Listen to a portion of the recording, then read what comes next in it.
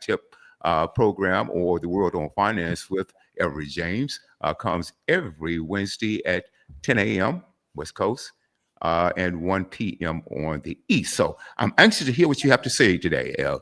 Okay, thank you so much. And I'll start off with an article, from the San Bernardino Sun, discussing how the current Medicaid in other states, how the Medicaid program in the state of California has been affected by some social engineering from the past administration, and what some of the issues that might be.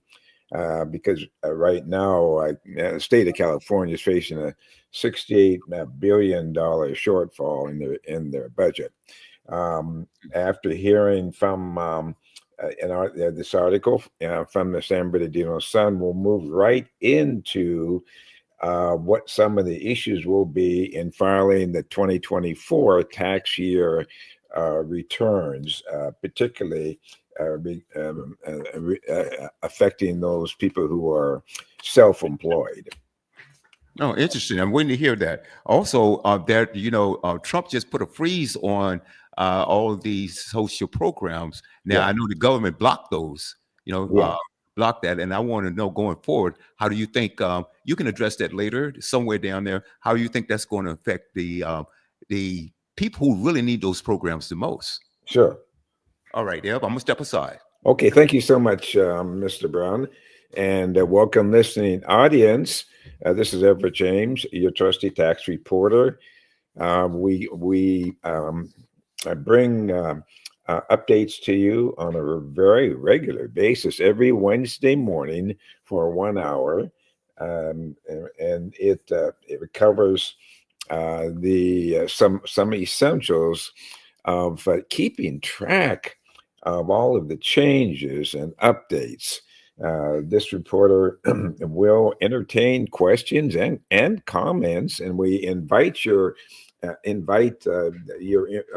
comments by contacting me directly at 951-522-9877. That's to repeat, 951-522-9877, or by using our internet, your internet resources, by emailing in questions and comments to evjtax1 at gmail.com. That's evj tax1 at gmail.com. And for those of you who do take advantage of this opportunity, there will be a reward of a free consultation for those who do call in or email in their comments and questions. I will repeat my contact information again prior to the end of this broadcast. So to begin with, the huge issue that the government and the nation at large is facing is what to do about the tax situation affecting millions and millions of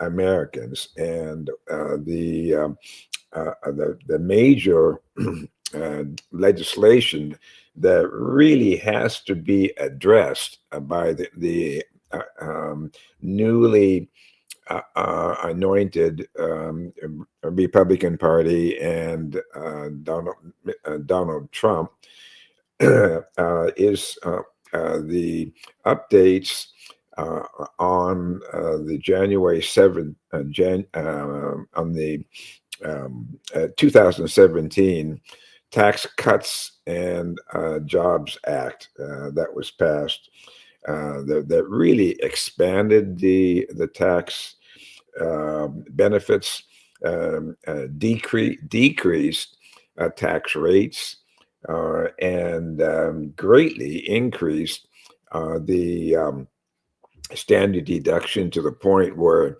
it really did make it more beneficial for millions of people to just simply use the higher amount that's available through the standard deduction, as opposed to sitting down and laboriously coming up with employee employee costs, self-employed costs.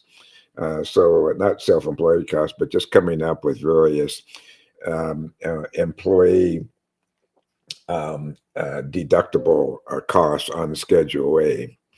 So the one of the issues is how fast is the cost of medical expenses, particularly the Medi-Cal expenses in California, as well as the as well as the other costs associated with the Medicaid program. And when I mentioned Medi-Cal, that is Medicaid in California. In other states, it's called Medicaid. In any case, it applies um, in all of the states, of the union. California right now is providing the full scope of Medi-Cal benefits to undocumented immigrants. Full scope. What is full scope Medi-Cal? Well, as I mentioned, it is called Medicaid in other states. It covers primary and preventative care, specialists, prescription drugs, and other services. That's full scope Medicaid.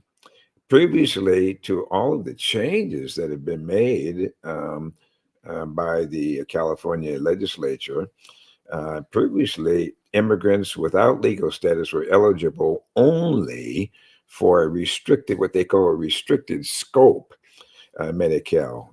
That Medi-Cal version provided benefits for many, many things, such as emergency room visits, pregnancy-related care.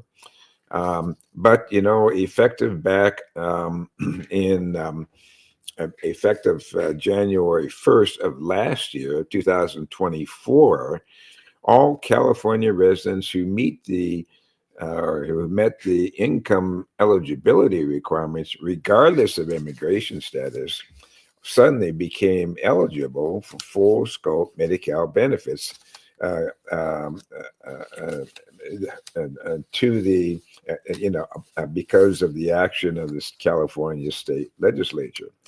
The policy was advanced piecemeal. Beginning in 2016, full scope Medi-Cal benefits were granted to children under the age of 19, regardless of immigration status, and just as long as they met other eligibility criteria. Well, that was expanded to young adults through age 25 back in 2020. 2 years later, the policy was expanded again to include anyone age 50 or older. But as of January 1st of this year, the missing group, adults aged 26 through 29, because of the actions of the state legislature, they became entitled to exactly the same full scope Medi-Cal benefits available to low income citizens and legal residents of California. Right now, there are approximately 14 million people, roughly one third of the state population. Again, there are now approximately 14 million people, which represents roughly about a third of the state population on Medi-Cal. State officials said that this latest addition could add another 700,000 people to the rolls and will cost $3.1 billion per year. So, in truth, no one really has any idea how many people would be added to the rolls or what it's going to cost. Medi-Cal is an entitlement program. Everyone who meets the eligibility requirements is entitled to enroll in it, and then they're entitled to have Medi-Cal cover the cost of whatever medical services they need. Now, this latest expansion, approved by lawmakers in 2022, it was tucked in the SB 184, one of those really lengthy budget trailer bills that was rushed through the legislature in a matter of days, really without going through the usual committee process where policies can be more thoroughly considered. If lawmakers had taken the time to read the bill, this sentence might have jumped out at them.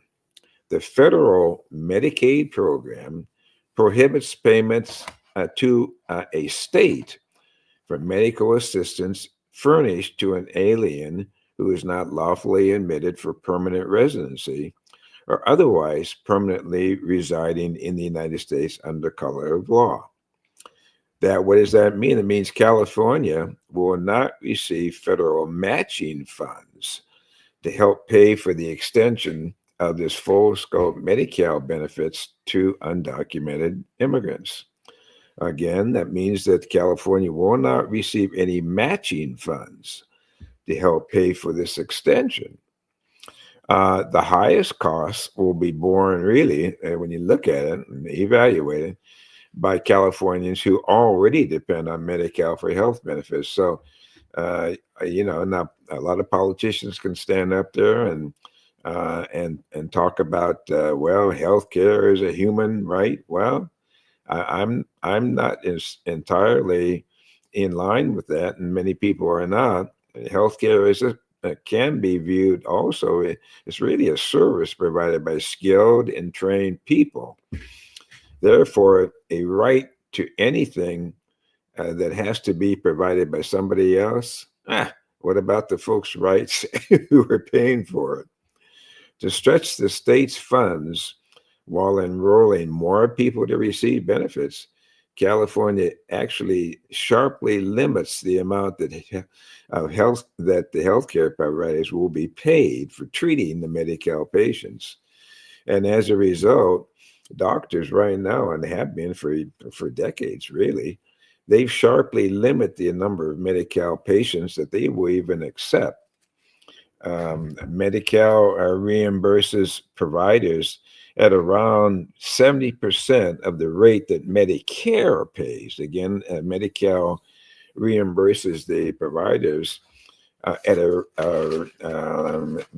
roughly 70% of what the Medicare pays, and Medicare pays far less than employer-paid health care insurance. So in order of payment, the best reimbursement rate is paid by an employer if you're working, and then a lot of other programs are viewed at how much of that rate are provided by other insurance providers. The Medi-Cal, as I mentioned, now only pays about 52% of what Medicare pays. Again, Medi-Cal only pays about 52% of what Medicare pays for the same service, and that's compared to 65% back in 2000. So back in 2000, Medicare only Medi-Cal paid 65%. Medi-Cal paid only 65% of what Medicare pays, compared to today at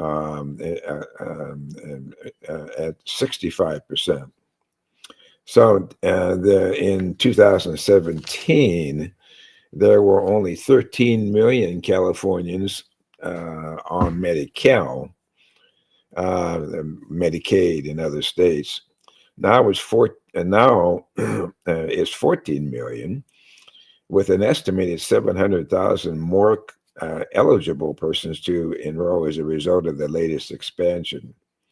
So the question is, um, how many more persons will be added to the list, adding to the current $68 billion budget, shortfall that this is creating. Something that we all need to consider. The with that, of course, that will be a question that this programmer will attempt to keep track of for the benefit of the listening audience. Let's move, to what some of the um, challenges will be that face taxpayers during this current um, uh, um, tax year. And you may have heard that IRS actually began accepting tax returns as of this past Monday, January 27th, for the 2024 tax year. The Of course, the amount of returns filed electronically continue to skyrocket, compared to returns filed on paper. This this reporter would certainly emphasize that electronic filing is the absolute best way to file. And just in looking at in terms of how long it takes to process. The To begin with, many folks who are employees have employee status and receive W-2s, you know, uh, continue, of course, to be um, restricted from using unreimbursed business costs on Schedule A. And the 2017 Trump Tax Act restricted those unreimbursed business costs. Of course, as you know, the major thing that cut back on the use of those unreimbursed business expenses of employees was the fact that you can get a bigger deduction, greatly bigger deduction from just using the standard deductions, which were changed in the 2017 law, which were hugely increased in the 2017 tax law. You will recall the 2017 tax law suspended all miscellaneous itemized deductions related to your job that were previously deductible. And those had been subject to the 2% of the adjusted gross income limit. So, in addition to the greater benefits, tax write-off benefits of using the standard deduction, that law really did cut out, for all intents and purposes, using the your business unreimbursed expenses, your employee business expenses, as a write-off. The And of course, those business expenses related to your job, they have been by laws not deductible unless the expenses um, exceeded 2% of your adjusted gross income limit. um, Now, there has been an exception, of course, for disabled workers who itemize. They can take the costs of impairment related aids that enable it to function more easily at work. And I would just say that if we do have disabled workers who are listening in on this program, if they are disabled, bear in mind, of course, that there's always a strong possibility that if those individuals do take the deduction on Schedule A, be ready, of course, to substantiate the fact that you are disabled, of course, and that you do have receipts and documentation that those costs were things that you had to meet in order to maintain your employability at work. The Now, some, of course, other types of employees can write off unreimbursed employee business expenses, but they can't write them off on a Schedule A.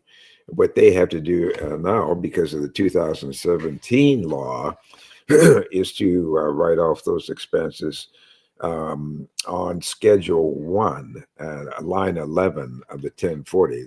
Again, Schedule 1, line 11 of the 1040.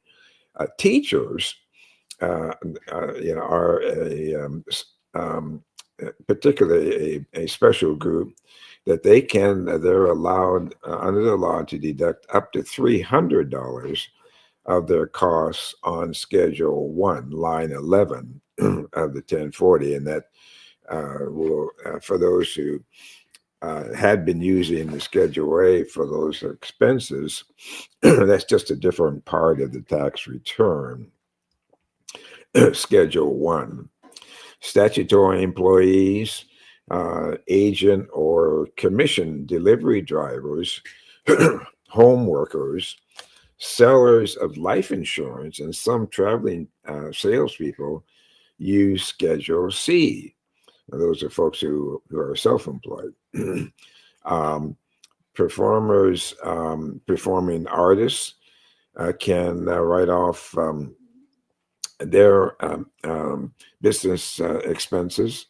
An artist with at least two employers, you work for at least two employers who earn $200 plus in wages and incur expenses over 10% of their income and have AGIs of 16,000 or less can use Form 2106 and Schedule 1, line 12 on the 1040. Again, another use of the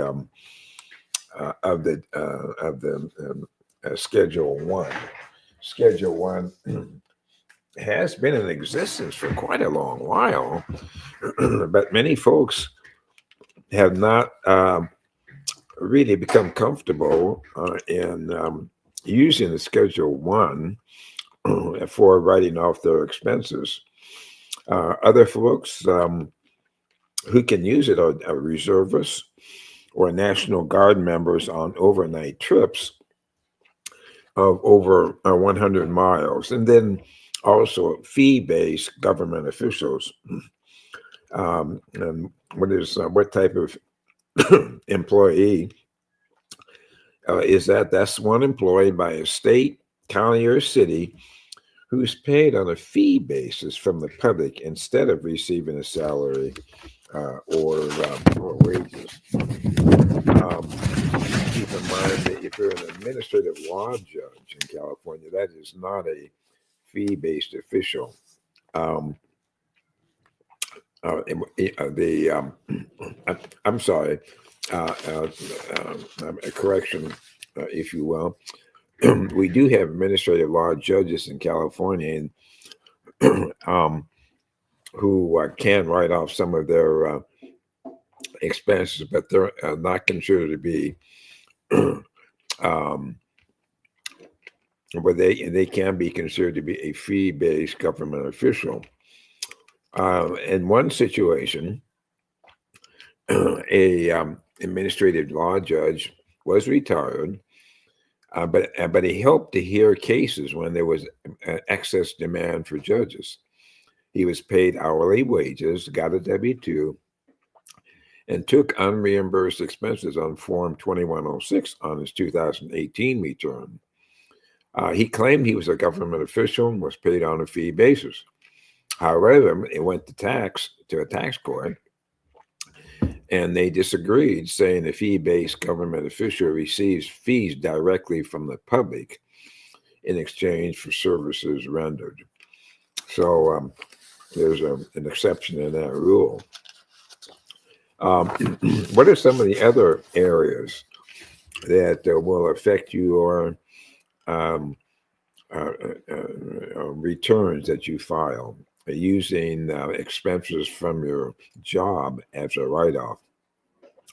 Some lawmakers want every child to have a tax advantage savings account, so they are pushing that area now and expanding the tax advantage savings accounts.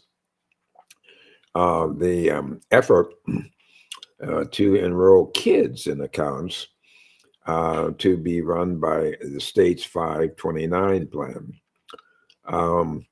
There is some bills afloat in some state legislatures that would enroll children in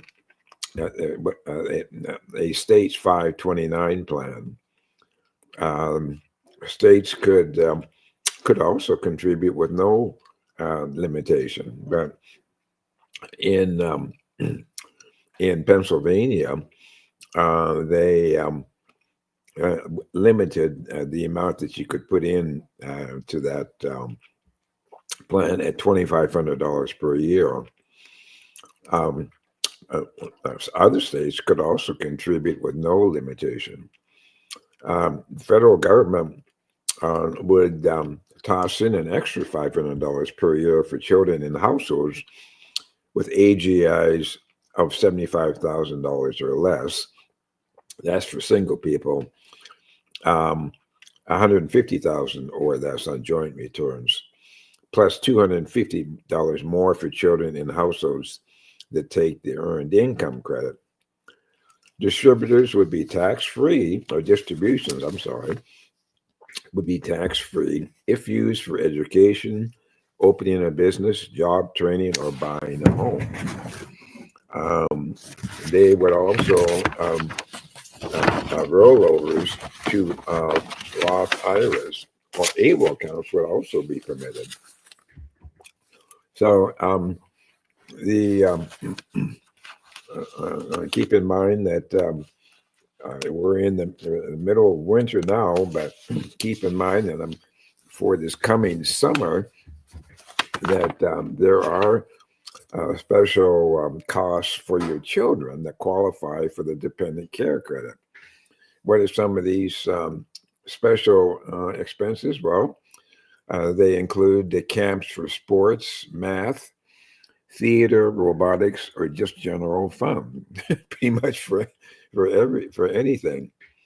But bear in mind that there are some things that are not eligible for qualifying for the dependent care credit, and those are something. Those are camps for the ones that do qualify. Include camps for sports, math, health, theater, robotics, and just general fun. Some of the types of expenses that are not eligible, however, are the cost of summer school, tutoring program, or overnight camps. They're not eligible for a deduction under the dependent care credit. So the rules for taking that credit, well, keep in mind the child must be under age 13, and the expenses must be incurred in order that the parents can continue to work or look for a job. Uh, Here's a tip for college graduates who start a full-time job. Um, you can use part year withholding to boost your paycheck and have less tax withheld. The standard federal tax withholding tables just assume that you'll be earning a full year's income when figuring out how much income tax to take out. And so they have such a thing as what they call the part year method. And that's for people who are employed 245 or fewer days in a year. And it actually sets withholding according to what you earn during the part of the year that you're on the job. So you should ask your employer in writing, for this option.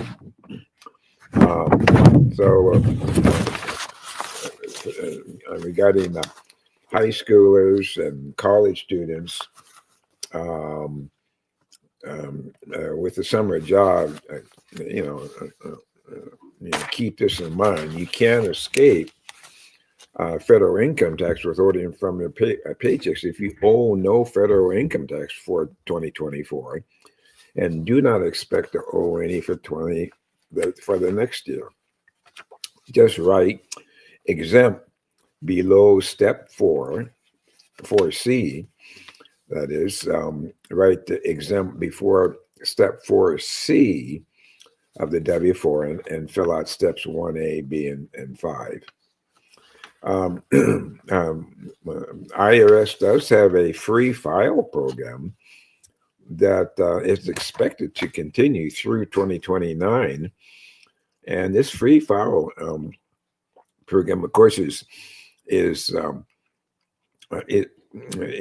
of concern, of course, to the private tax preparation business in the country, and that is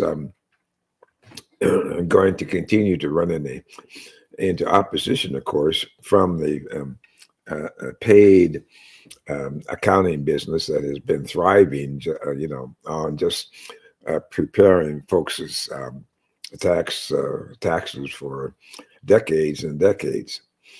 But the free file program that IRS does provide, it lets lower and middle income taxpayers use free commercial tax software to prepare and file returns electronically.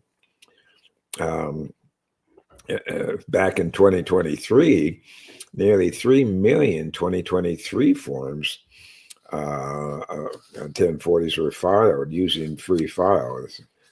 So it's been increasing every year substantially compared to the year before. IRS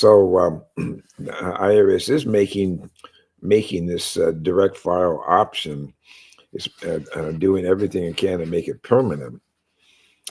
This past season, IRS initiated a pilot program for eligible individuals in 12 states who opted in, and filers got a step-by-step guide and online support from IRS personnel, and they could even use their own smartphone. They could use your laptop or other device to e-file. The program has generally been limited to filers with only certain types of incomes and credits, so it was something that could be used by many, but not all tax filers. The initial pilot was quite a success, with a lot of favorable reviews from folks who used it. The IRS did make every effort to intentionally keep it narrow in order to try to work out the bugs on the smaller population of users. But starting this year, more taxpayers will be able to benefit from direct file. They want to expand the program to individuals with more uh, tax complications. It also expects additional um, states will choose to participate in the program next year. They won't. It certainly will not. Um, without exception, benefit everybody, but some taxpayers may find that they're going to get a better break, either doing the returns themselves or contacting private uh, tax preparation firms. So it just depends on what your individual tax situation is. Of course, as a as an observation, uh, uh, uh, some taxware software firms, such as TurboTax and H&R Block, they will not be happy with that particular program. The um, Because of the fact that uh, legislatively, the huge 2017 tax reform law that provided so many of those tax benefits, such as lower rates of tax, such as the huge increase in the standard deductions that, for the most part, always exceeded what could be deducted on a Schedule A by individual, individual taxpayers. And it really exploded numbers of dollars that you could get from the child tax credits from the credit side of the ledger. Those were increased so greatly that when the taxpayer looked at what could be deducted, on a Schedule A versus what could just be written off in one fell swoop on the from the standard deduction. It was the standard deduction in most cases that would provide the major benefit. So, but much of that 2000 tax law back in 2017, and we call it the 2017 tax reform law, that is expiring at the end of this year, at 2025. And as I mentioned, it included the lower federal income tax rates for individual taxpayers, higher standard deductions, bigger lifetime estate and gift tax exemptions, and a lot more. Now, unless taxpayers act expeditiously to extend those provisions before the expiration at the end of this year of those provisions, they will everything that all those benefits that you got in 2017 tax, from the 2017 tax law, all those benefits will no longer be available, and the rules will revert to the rules that were in effect for 2017. And that is the major tax legislation that the newly elected president is going to be needing Congress's help for. It it would be easier to pass big tax changes desired by a candidate if after the election one party controls the presidency and both houses of Congress. Well, that situation has been obtained by the Republican Party. However, the amount of control is extremely tight. So that means more compromise will be needed, considering that control is really, um, being exerted by a divided government. certainly on the legislative side of things. The next, of course, President Trump will also have to deal with a huge federal debt, 30, coming up on 36 trillion with a T dollars. That's been caused by decades of deficit spending. They account, and a lot of politicians will be using the upcoming 2025 tax debate to lower the debt, but it's not going to be easy.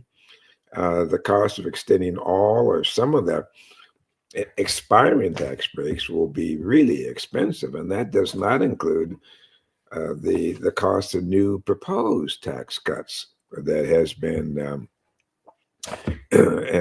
heralded in the Trump campaign. Such as removing taxes from Social Security benefits, removing taxes from overtime pay,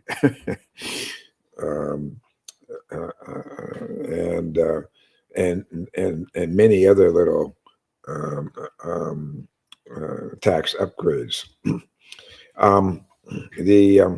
Trump wants the 2017 tax law made permanent, of course, and hopes that the tax rates will even be cut even further across the board. He would also probably be interested in reducing the current top tax rate of 37%. The upper income folks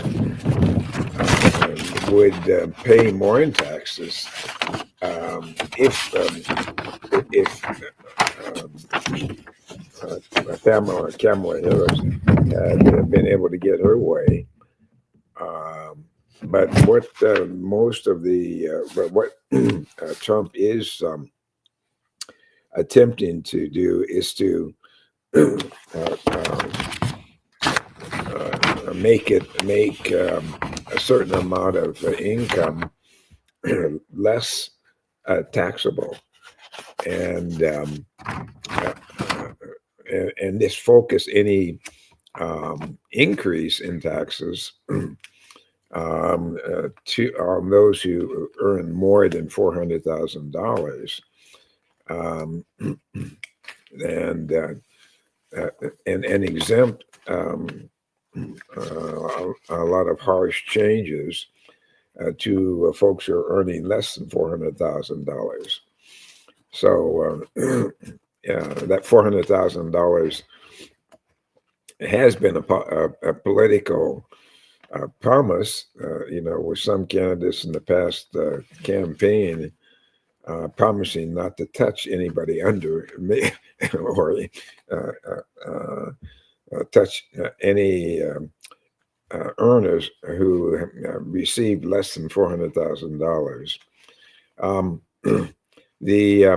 There are some rumors floating around that Trump does support a top capital gains rate on long-term capital gains, which would be a decrease down from 20%, but he really hasn't talked much about capital gains.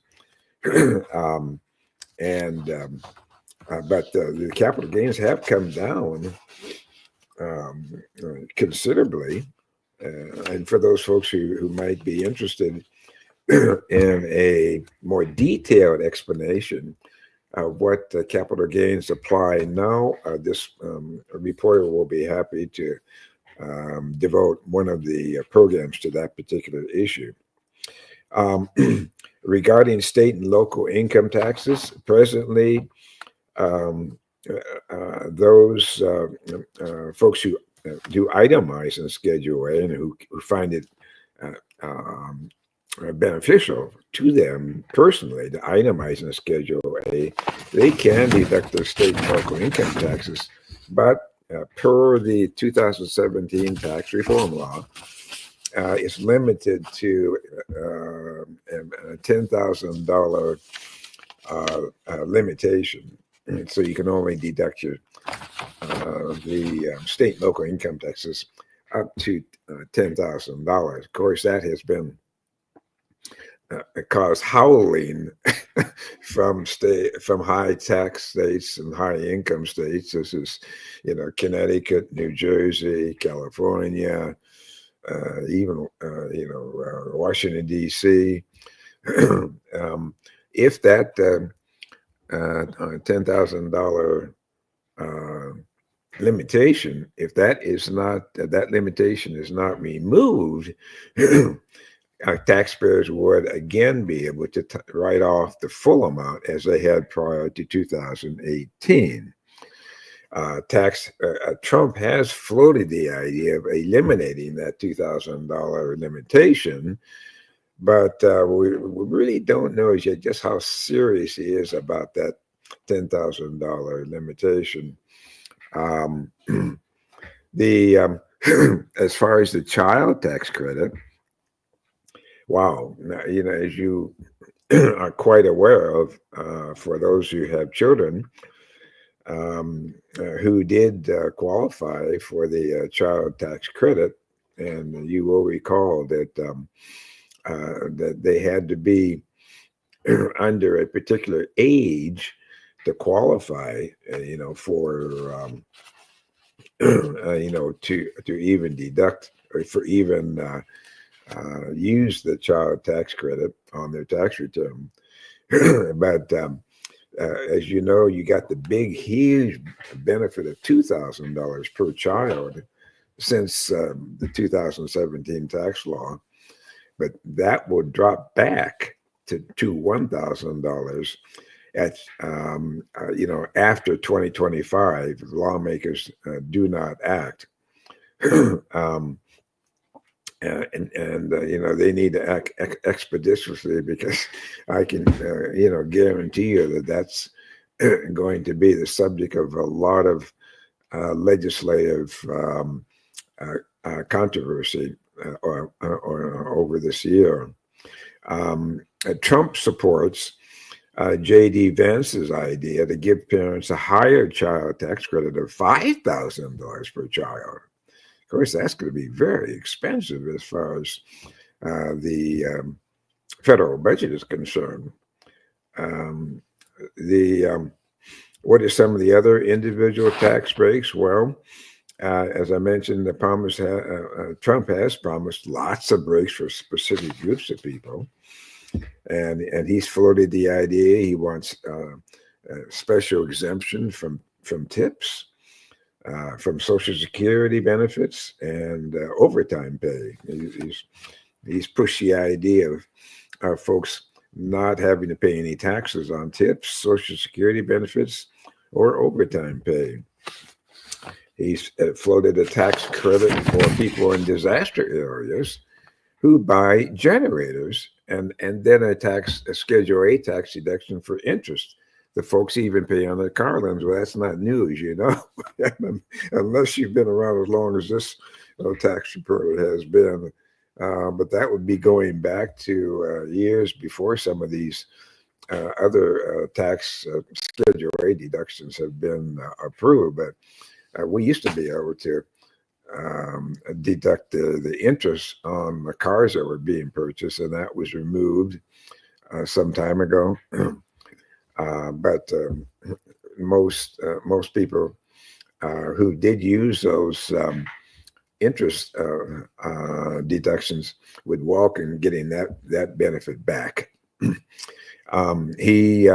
Trump also wants tax changes for Americans living overseas. In a recent podcast, he said he would think about tax breaks for the military, for police officers, and for firefighters. Well, experts agree that most of Trump's proposed tax giveaways would be non-starters, because they would see that it's just increasing unnecessarily increasing the amount of debt that we have, because of the fact that the other major drivers of the federal budget go to other things such as the medical costs, Medicare, and the other special appropriations that are considered to be more important, such as the military budget, for, for example, the entire health budget of the country, and certainly Social Security and all of the income programs, income support programs for folks who are in poverty areas. The Absent any action, without any action, Obamacare expansions would end after 2025. The lifetime estate and gift tax exemption is will drop to 7 million or more after the end of this year, after the end of 2025. So the top federal estate tax rate really wasn't changed in the 2017 tax reform law. Trump would likely want to keep the higher exemption. Whether he wants more relaxation remains to be seen. What about the corporate tax rate? Well, first of all, it's important to note that the 21% tax rate on C corporations, that was enacted in the 2000 tax law, is not one of those provisions that is scheduled to expire after 2025. So that's one good thing for for C corporations. But that corporate rate is not expiring at the end of this year. But the candidates are still talking about it because Trump really, right now, because of that law, got dropped back to 21%. But he supports, Trump is actually talking about cutting that 21% rate back, to 20% or even 15% for C corporations that make their products in the United States. Trump would revive the 100% first year bonus depreciation and allow more expensing of assets. He would let businesses claim the research and development tax break in the year the expenses were incurred, rather than making firms amortize their research and development costs over 5 years. He backs 10 or 20% across the board tariffs on imported goods and a 60% tariff on goods from China.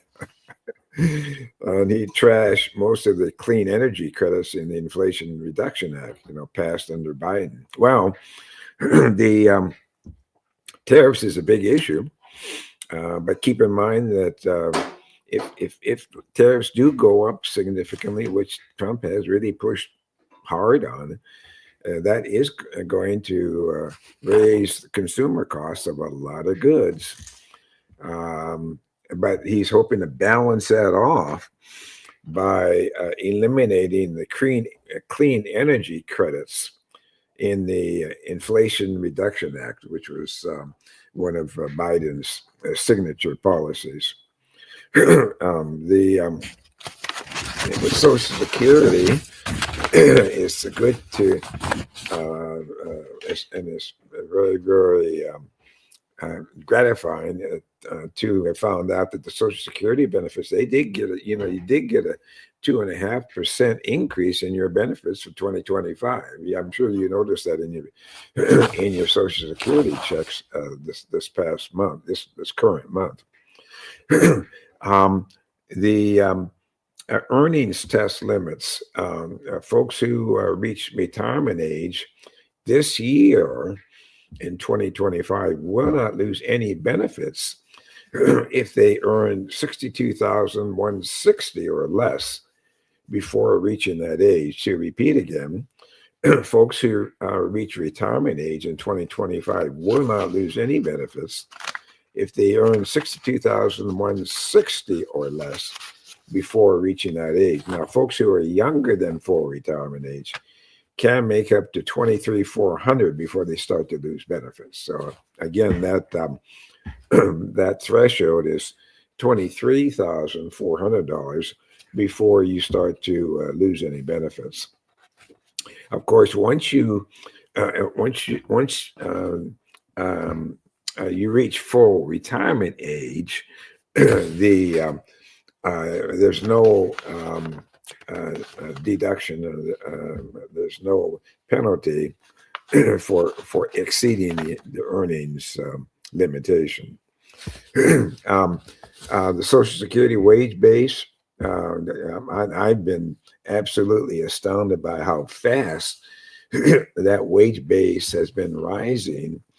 As the taxing structure expands, but that rose in this that goes up this year in 2025 to $176,100. That's a $7,500 increase. Now, the Social Security tax rate on employers and employees stands pat at 6.2%. Both the tax rate on employers and employees, that both will continue to pay the 1.45% Medicare tax on all compensation with no limitation.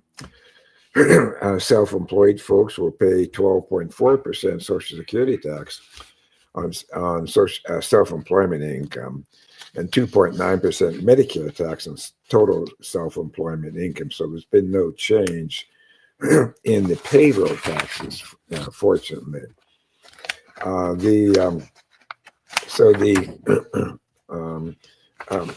might need to add before the end of this program some mention of gambling. They have always criticized themselves for doing a poor job of enforcing the tax rules on gambling income.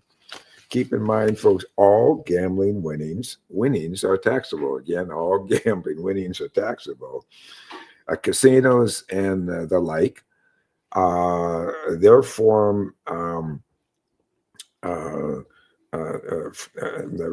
is a W-2G form. That's a W-2G form. And the requirement, the threshold for casinos is $1,200, and that's $1,200 or more in bingo or slots, $1,500 or more in Keno, and over $5,000 in poker tournaments. So again, those thresholds are for in the bingo or slots. The threshold is $1,200 or more. For Keno, it's $1,500 or more. And for poker tournaments, it's $5,000 or more.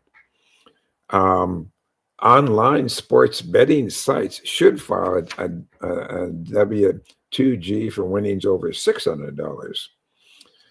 Most people report winnings on Schedule 1 of the 1040.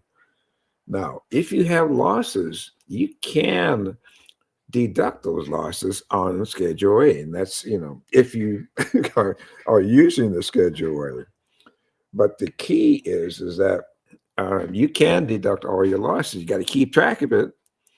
But where most people go wrong is that they just report all the losses. Well, that is not legitimate. The IRS restricts the amount of losses that you deduct to the amount of winnings. Again, the IRS restricts the amount of losses that you can deduct only to the extent of winning.